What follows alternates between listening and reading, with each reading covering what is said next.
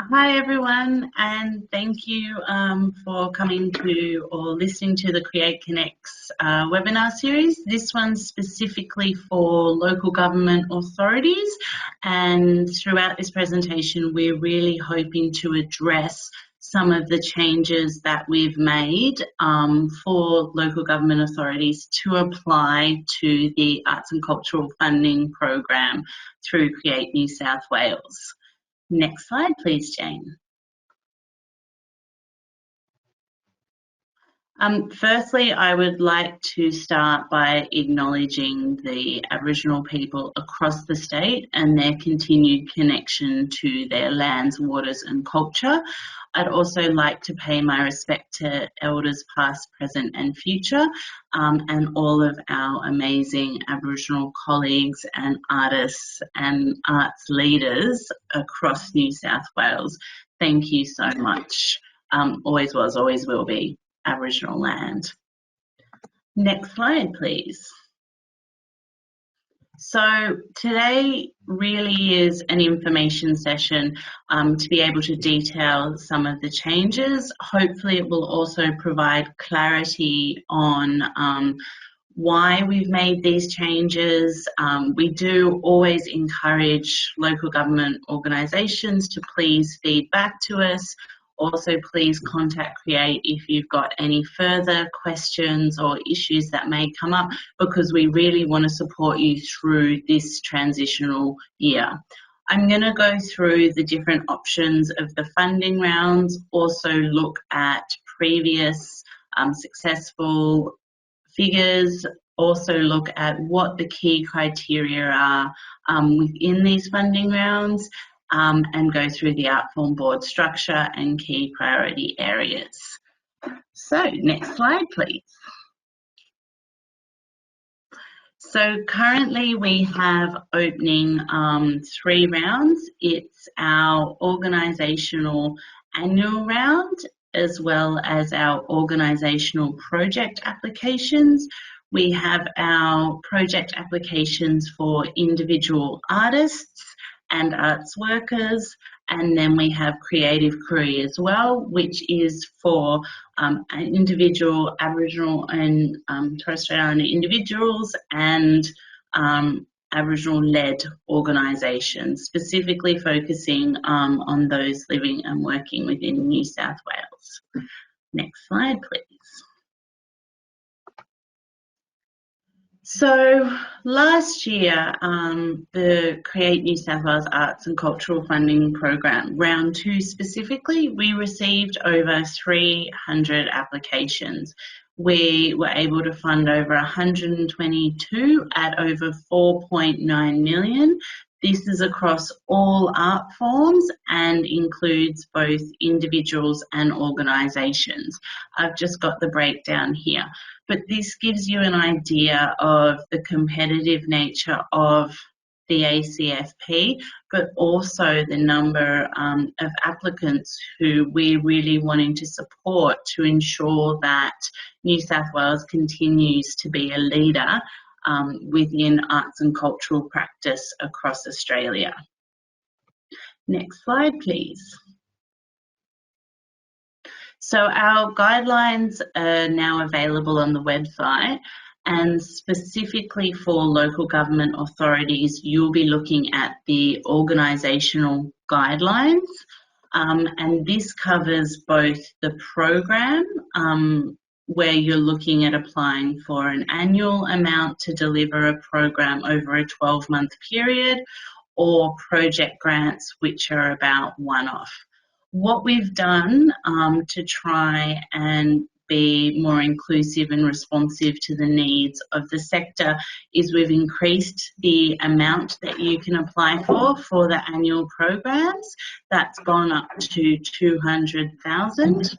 We've also tried to clarify and simplify the questions, so applicants will now be able to detail the impact of the proposed project and program with more broad questions that are really focused on the language, simplifying the language, as well as being able to speak to the importance of what you're doing and what you're delivering. We've also improved the language across all the forms and the accessibility within that. We've simplified the templates, which I'll speak to a bit later, because we heard the feedback, we understood their complexity, and we really wanted to be able to change that. Next slide, please. So now LGAs can apply for both either a project, so this is a discrete one-off project, or they can apply for a program, so across a 12-month period in what you may be delivering. You can also put an application in to apply for more than the 200,000, and this is called an above the cap application. It does need to be made by the 17th of August, and you can find the process for above the cap applications on our website. Some of the other key changes that we've made to ensure LGAs are properly represented is that you can now put one application in for each round. So we run 2 rounds of ACFP, so you might consider putting a program application in one round and then submitting a project application in another. So there's 2 times a year that you'll be able to access and apply for Create New South Wales funding. The reason that we've also did this is that we're hoping to align the arts and cultural funding program timetable for multi-year. So for this next year, LGAs can only apply for 1 year, not multiple years, and then when we look at moving towards our multi-year applications, local government authorities will also be brought within those periods. Some of the other considerations that we've made for LGAs is that we understand that often local government authorities have multiple business units, and we recognise that each business unit will be able to submit an application. So, for example, if you're an LGA who might have a museum, and then there might be a separate art gallery, and then there might also be a separate performing arts centre, each one of those business units will be able to apply through each of the LGA funding rounds in both round 1 and round 2. The one thing that has stayed the same that you need to be aware of as an LGA is that Create New South Wales will not fund any operational costs.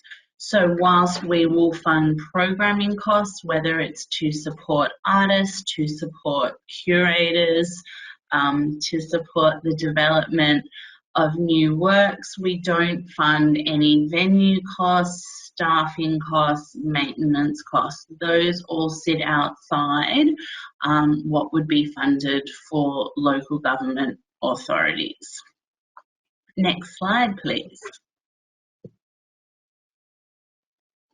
And so one of the things that we always say before you start a funding application is please read the guidelines.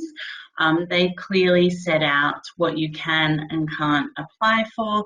They set out the eligibility, and make sure that you're putting your application in for the right project or program at the right time. Making sure that you also review our resources.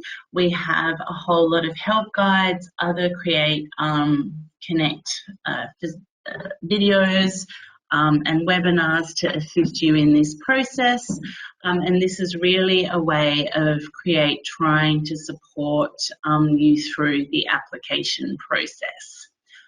Also, give enough time to complete the application, and noting that our round 1 is currently open. Round 2 will open later in the year, but it will be the same guidelines and the same application forms. So if you find you might be struggling at this moment, consider putting it in for round 2, where you're able to really pre-plan what you want to put into your funding application. Next slide, please. And with the application, what the art form boards have really said to us is that they want each applicant to be telling the story. And this is around both what you're planning to do, the vision of what you're planning to address, but also why this is important. What need might you be feeling, and what might you be adding to the arts and cultural sector within New South Wales? Use plain English. Everyone in the arts who reads a lot of grant applications can understand grant speak quite easily, so make sure that you're being as clear and concise as possible, because that will really support your application and how it comes across to the assessors. Don't forget to elaborate on why you want the grant, what this is going to do for your local government area, what this might be doing for your communities, what this might be contributing to the art form that you're working in. Really be able to speak to it about why you want this Create New South Wales grant. And for local government organisations, that's one of the key aspects is, why do you need state funding to be able to deliver what you're proposing to do? Also think about the purpose of your project. So what you're trying to achieve, why you're doing it, who it's going to service, and what is the impact and outcomes of that project. Provide strong support material. We give a range of options to do this. You can do it via URLs, you can upload images, written material, short videos, but with support material, please make sure that it tells the story that you're trying to also get across, which is the purpose of your project. So often we say the support material should be supporting the idea of what you're proposing. It shouldn't be detracting from it or confusing what you're trying to say. And whilst you are a local government authority, don't assume that the assessors are familiar with your work. This is really about showing your organisation's contribution, what you've done in the past, and being able to demonstrate that you have a history of delivering arts and cultural activity for your regions, but also in building the reputation on a state level. Make sure there's a balanced budget. And I know that sounds really boring, but often there's uncertainty about what may be included as in kind, what may not be included. Make sure that you have a balanced budget. And if you are for some reason in surplus, explain why that might be the case, and making sure that you're still making that case to need state government funding to support this project, even though there may be a surplus within it. Next slide, please. So, as I previously mentioned, we've really tried to do something around the budget templates. We're no longer asking for previous year's financials within the project budgets. We've really tried to simplify and reduce it. We're not duplicating any information. We've simplified the language in the form, but we're also asking for Create New South Wales contributions to be identified. And this is to be able to support the assessment and viability review of each of the applications, so the assessors and Create New South Wales know where the funding may be going. We've also included accessibility costs because we really believe that it is essential that organisations in all their planning and engagement are including accessibility costs, the same as that we've included costs around cultural leadership previously, because organisations need to be budgeting and thinking about the necessity of these. We've updated the project plan, and again, there's now a date inclusion, so you can look at the progression of how you might deliver a project or program. And we've taken out a lot of the duplication of the language that was in the project plan and in the form. Even if you are submitting an annual program application, you still need to complete a project plan, because this speaks to the viability of your application and your proposed activity. It also demonstrates that you have thought about all the different areas that go into the delivery of a project and or a program. So whether or not you're also considering things like marketing and audience development or logistics, evaluations, it really is a way for you to demonstrate that you understand how to deliver this work or how to deliver this project from start to absolute finish. Next slide, please.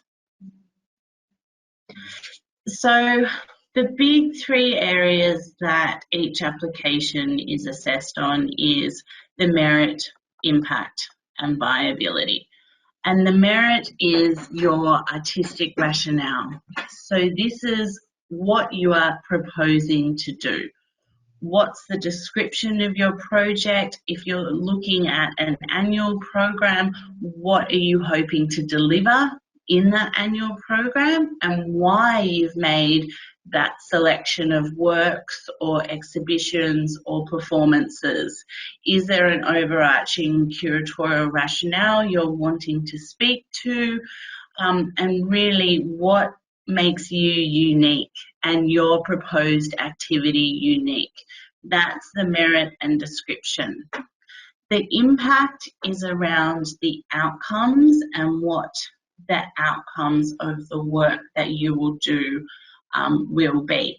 And we've added an additional impact area with social impact, and you'll be able to select from audience impact, which is how you will grow audiences or diversify audiences.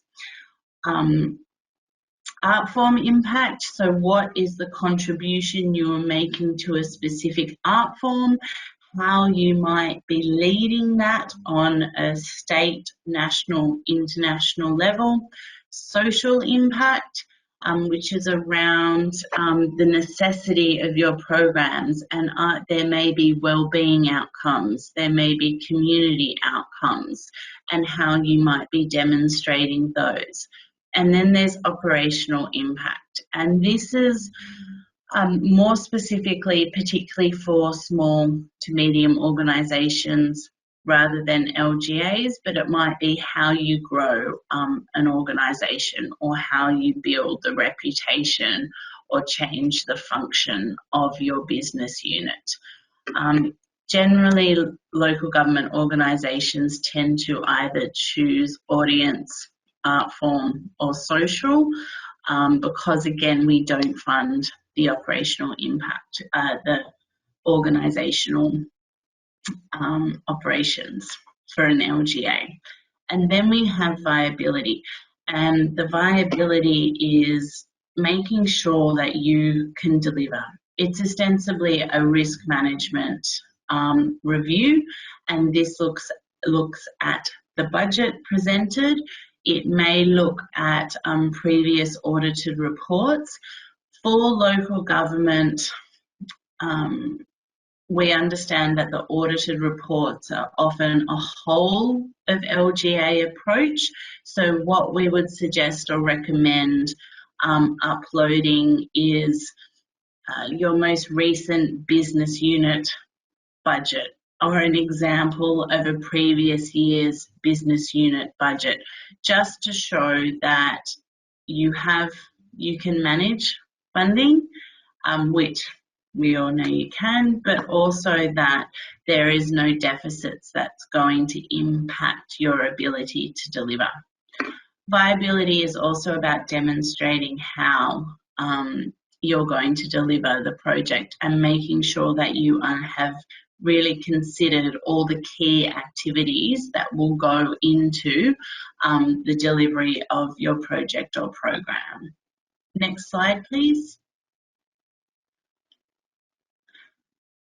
And so Create New South Wales also sets out the key priority areas for funding.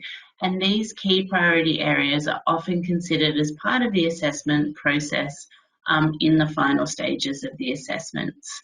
We have 6 priority areas, and these include New South Wales Aboriginal people, people from culturally and linguistically diverse backgrounds, people with disability and or who are deaf, people living and or working in regional New South Wales, and people who are living or working in Western Sydney.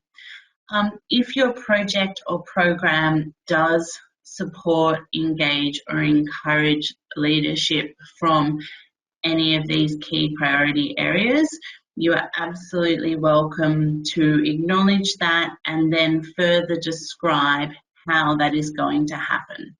I will say one thing: if you are going to tick a key priority area, it needs to be that you really are genuinely engaging, supporting or ensuring leadership from that priority area.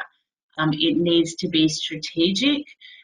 It cannot be passive. I think the best example is if you are engaging with priority areas and you tick the box and say, I'm going to engage with people living in, or working in regional New South Wales, because there will be people from regional New South Wales in the audience of a show, that is not considered to actually be working with a key priority area.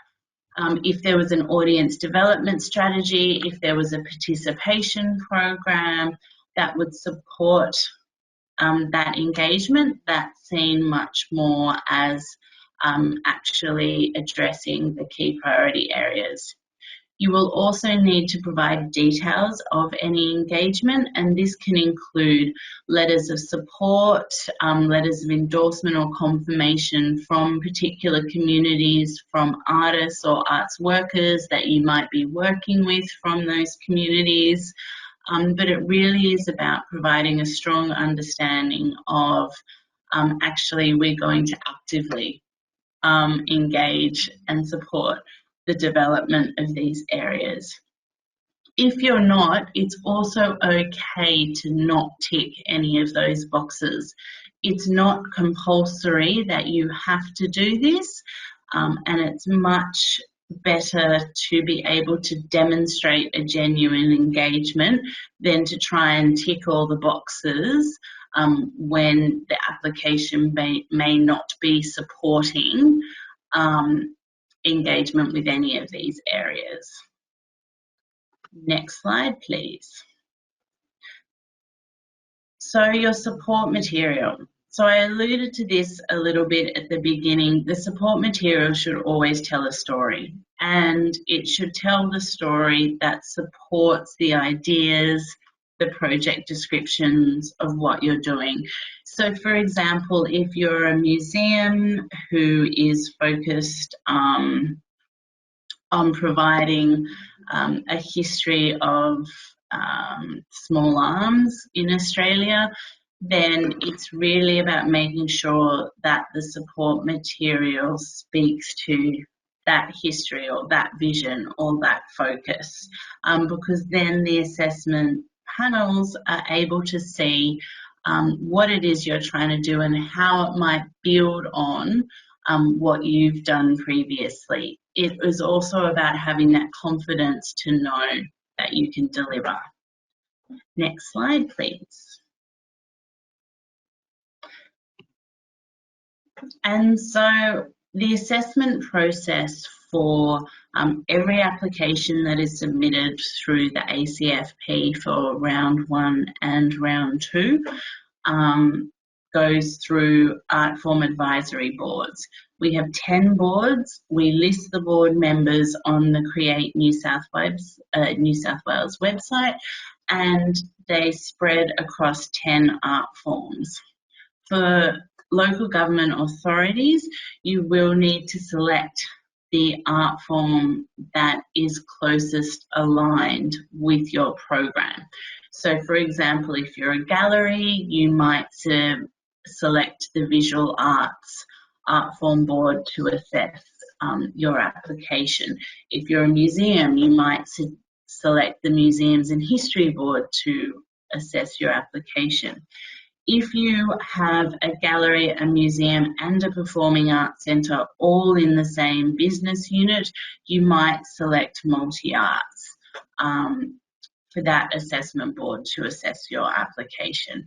Really, it's about finding and you deciding on the best fit in who's going to understand the work that you're producing, and also the discussion that or the debate that you might be igniting with that work. And again, they're all on the website. That's everything from the formal presentation. I'm just going to go to the next slide, please. And this is the contact details for Create New South Wales. If you do have any other questions, you can also book in a pick time session with the Create New South Wales funding staff, and that will provide you with 15 minutes, half an hour to really go through your application and to detail any questions. I might just go through a bit of a wrap up of some of the questions that we've had from local government authorities as well, just to give you an idea of where you might sit or be best placed.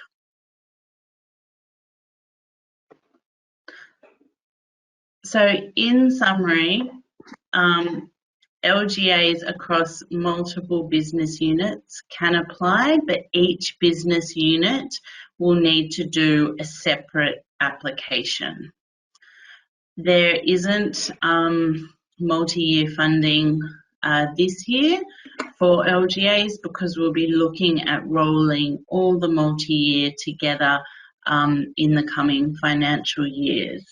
You can submit one application per round, either for project or program, but please note it cannot be for the same stage of something. So if you were funded in round 1 to deliver an annual program, and then you put a project application into round 2, that project cannot be part of the annual application that you put in at round 1. It needs to be totally separate and sit outside of that. I think that's everything from Create, and from me, thank you so much. I hope this was helpful. Please get in touch if there's any issues. Thank you. Bye.